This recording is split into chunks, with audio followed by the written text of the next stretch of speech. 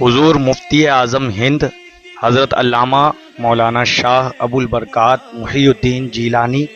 آل رحمان محمد مصطفیٰ رضا خان نور اللہ مرکدہ کی ولادت باسعادت 22 ذوالحجہ 1310 ہجری بروز جمعہ صبح صادق کے وقت بریلی شریف میں ہوئی۔ پیدائشی نام محمد عرف مصطفیٰ رضا ہے۔ پیر و مرشد حضرت شاہ ابو الحسین نوری قدس سرہ العزیز نے آل رحمان ابو البرکات نام تجویز فرمایا۔ جس وقت قبلہ مفتی اعظم ہند 6 ماہ کے تھے، بریلی شریف تشریف لا کر جملہ سلسلہ عالیہ کی اجازت و خلافت عطا فرمائی، اور ساتھ ہی اعلیٰ حضرت امام اہل سنت نور اللہ مرکدہ کو یہ بشارت عظمیٰ سنائی کہ یہ بچہ دین و ملت کی بڑی خدمت کرے گا اور مخلوق خدا کو اس کی ذات سے بہت فیض پہنچے گا، یہ بچہ ولی ہے۔ حضور مفتی اعظم ہند رحمۃ اللہ تعالی علیہ نے جملہ علوم و فنون اپنے والد ماجد سیدنا امام اہل سنت امام احمد رضا خان فاضل بریلوی رحمۃ اللہ تعالی علیہ، برادر اکبر حجت الاسلام حضرت علامہ شاہ محمد حامد رضا خان صاحب علیہ رحمت الرضوان، استاذ الاساتذہ علامہ شاہ رحم الہی منگلوری، شیخ العلماء علامہ شاہ سید بشیر احمد علی گڑھی، شمس العلماء علامہ ظہور الحسین فاروقی رامپوری سے حاصل کی، اور 18 سال کی عمر میں تقریباً 40 علوم و فنون حاصل کر کے سند فراغت حاصل کی۔ فراغت کے بعد جامعہ رضویہ منظر اسلام بریلی شریف ہی میں مسند تدریس کو رونق بخشی۔ تقریباً 30 سال تک علم و حکمت کے دریا بہائے۔ بر صغیر پاک و ہند کی اکثر درسگاہیں آپ کے تلامذہ و مستفیدین سے مالا مال ہیں۔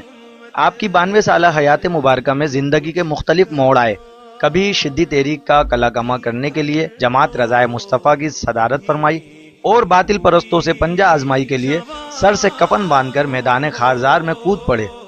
لاکھوں انسانوں کو کلمہ پڑھایا اور بے شمار مسلمانوں کے ایمان کی حفاظت فرمائی۔ سفر و حضر ہر موقع پر کبھی آپ کی نماز پنجگانہ قضا نہیں ہوتی تھی،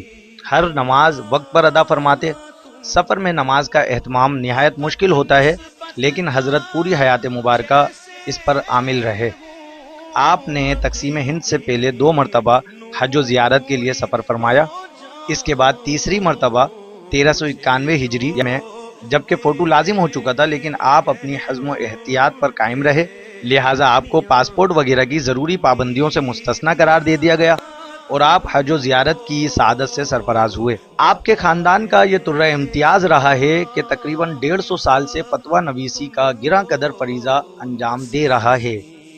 1831 میں سیدنا اعلیٰ حضرت قدس سرہ کے جد امجد امام العلماء حضرت مفتی رضا علی خان صاحب قدس سرہ نے بریلی کی سرزمین پر مسند افتاء کی بنیاد رکھی۔ پھر اعلیٰ حضرت کے والد ماجد مفتی نقی علی خان صاحب قدس سرہ نے یہ فریضہ سر انجام دیا، اور متحدہ پاک و ہند کے جلیل القدر علماء میں آپ کو سر فہرست یہ مقام حاصل تھا۔ ان کے بعد امام احمد رضا قدس سرہ نے نصف صدی تک علوم و معارف کے دریا بہائے اور فضل و کمال کے ایسے جوہر دکھائے کہ علماء ہند ہی نہیں بلکہ فقہائے حرمین طیبین سے بھی خراج تحسین وصول کیا، اور سب نے بالاتفاق 14ویں صدی کا مجدد اعظم تسلیم کیا۔ آپ کے وصال اقدس کے بعد آپ کے فرزند ارجمند حجت الاسلام نے اس منصب کو زینت بخشی، اور پھر باقاعدہ سیدنا حضور مفتی اعظم کو یہ عہدہ تفویض ہوا، جس کا آغاز خود امام احمد رضا کی حیات طیبہ میں ہی ہو چکا تھا۔ آپ نے نصف صدی سے زیادہ مدت تک لاکھوں فتاوے لکھے۔ اہل ہند و پاک اپنے الجھے ہوئے مسائل آپ کی خدمت میں لے کر حاضر ہوتے، اور ہر پیدا ہونے والے مسئلے میں فیصلے کے لیے نگاہیں آپ ہی کی طرف اٹھتی تھیں۔ آپ کے فتاوی کا وہ ذخیرہ محفوظ نہ رہ سکا، ورنہ آج وہ اپنی ضخامت و مجلدات کے اعتبار سے دوسرا فتاوی رضویہ ہوتا۔ آپ کی تصانیف علم و تحقیق کا مینارہ ہدایت ہیں، جس موضوع پر قلم اٹھاتے حق تحقیق ادا فرماتے۔ بعض مشہور تلامذہ کرام کے اسماء اس طرح ہیں جو خود استاذ الاساتذہ شمار کیے جاتے ہیں۔ شیر بیشہ اہل سنت حضرت علامہ محمد حشمت علی خان صاحب، محدث اعظم پاکستان حضرت علامہ مفتی سردار احمد صاحب، فقیہ عصر مولانا مفتی محمد اعجاز ولی خان صاحب، فقیہ عصر شارح بخاری مفتی محمد شریف الحق امجدی صاحب، محدث کبیر حضرت علامہ مولانا محمد ضیاء المصطفیٰ اعظمی، شیخ الحدیث جامعہ اشرفیہ مبارک پور، بلبل ہند مفتی محمد رجب علی صاحب نان پاروی،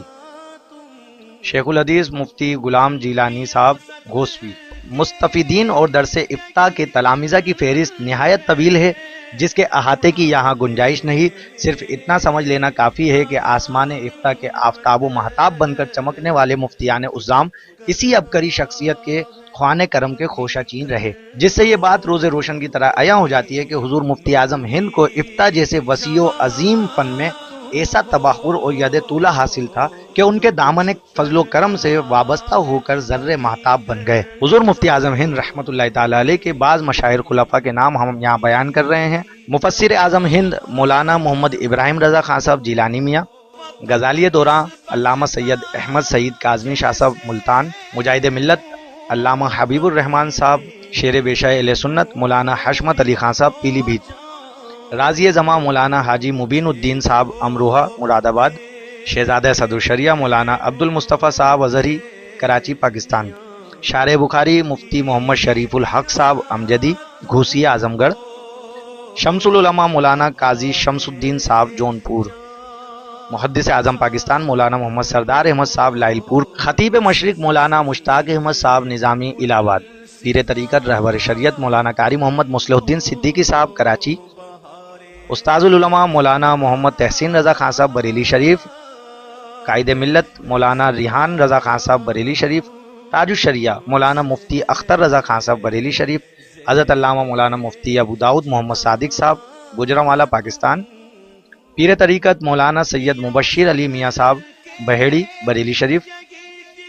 فاضل جلیل مولانا سید شاہد علی صاحب الجامعۃ الاسلامیہ رامپور،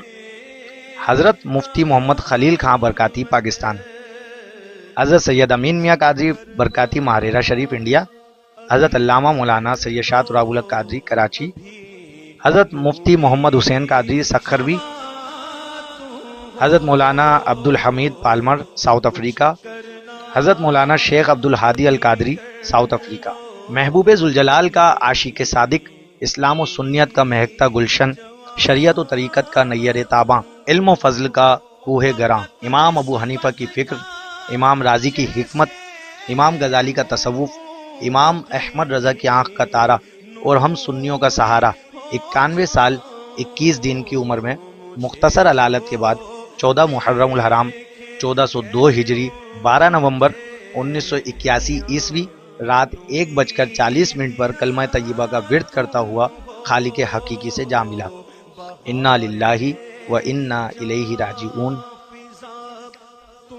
حضرت مفتی اعظم کے وصال پرملال کی خبر دنیا کے مشہور ریڈیو اسٹیشن سے نشر کی گئی۔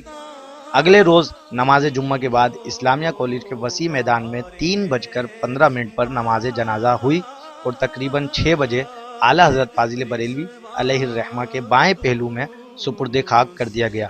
نماز جنازہ میں لاکھوں افراد کا ٹھاٹھے مارتا ہوا سمندر تھا، جو حضور مفتی اعظم ہند کی مقبولیت و شہرت اور جلالت شان کا کھلا ثبوت تھا۔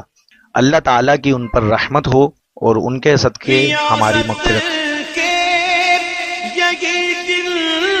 ہے بڑھاپے میں کہاں ہمت، جو کچھ کرنا ہے ابھی کر لو، ابھی نوری جوان تم ہو، جو کچھ کرنا ہے ابھی کر لو، ابھی نوری جوان تم ہو۔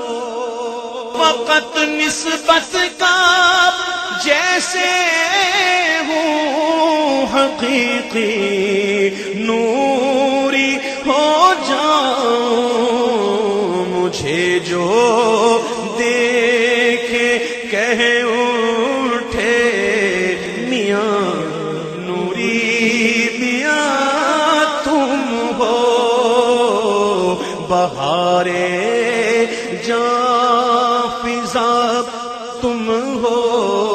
نسیم گلستاں